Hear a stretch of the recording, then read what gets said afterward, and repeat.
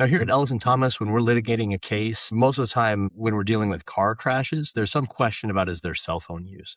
That comes up, I think, in almost every case. And quite honestly, I think that that's probably a basis for an awful lot of crashes that happen. And it's probably underreported because, how can you prove it? I didn't have my cell phone, or I didn't have my cell phone with me. It was in my purse. It was in my bag. It was somewhere else. I wasn't checking text messages. I wasn't watching YouTube or scrolling through Instagram. So, do we just take defendant's words for it? No. If a case demands it, and it's not always the case that we need to dive this deep into a case, but if a case requires it, we can file a motion in order to try to secure cell phone data. Now, this may include something like GPS data.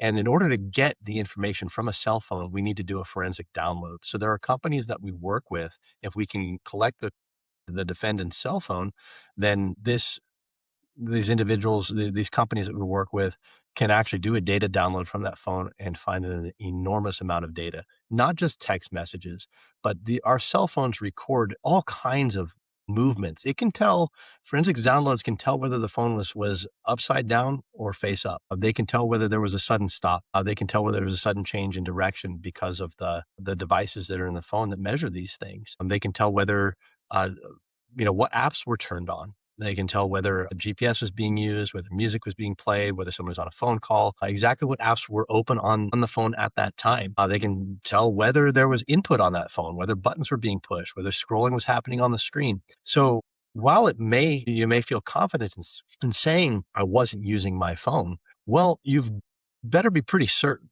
because if the case demands it, we'll come looking for that information. It's absolutely incredible what kind of data we can find from these cell phones in order to prove our case.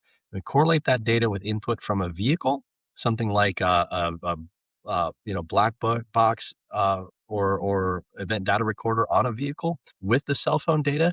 Those cases can really knock a case out of the park if we can show, look, this is exactly when the car registered that this crash happened, and this is the GPS data from the cell phone that correlates perfectly with this. This is showing that this person was actually on their phone, using their phone. They were, using one hand to put input into the phone at that time when this red light was run. That's, clear cut negligence. So I think that we all have to be much more careful when we're in the car generally. We work these cases because they need to be worked, but there are very often instances where I wish we didn't have to. And that we have to because people are distracted while they're driving. And cell phones are an enormous contribution to that distraction. So while I enjoy the work that I do, I often wish that there was less of it, because I don't want to help people who are hurt, but I don't like seeing people that were hurt. And I certainly don't like seeing folks that have been killed. So keep your cell phones in a safe place while you're driving. If, God forbid, you don't, and that contributes to a crash, we're going to find that data and we're going to help prove that that's what happened.